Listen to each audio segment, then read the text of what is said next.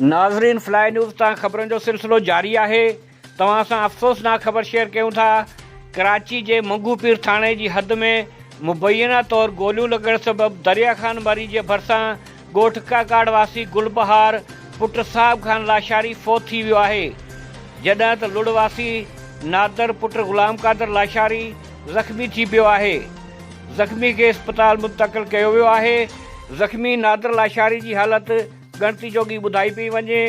फ़ौती जे वारसनि जो चवणु आहे त नौजवान गुलबहार लाशारी खे संदसि सोहरे अकबर, ससु शबाना, साले फ़हीमुल्ला ऐं परवेज़ अहमद मारायो आहे।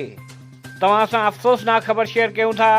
कराची जे मंगूपीर थाणे जी हद में मुबैना तौरु गोलियूं लॻण सबबि दरिया ख़ान बारी जे भरिसां ॻोठ काकाड़ वासी गुलबहार पुट साहिब ख़ान लाशारी फ़ौत थी वियो आहे, जॾहिं त लुड़वासी नादर पुट ग़ुलाम कादर लाशारी ज़ख़्मी थी पियो आहे।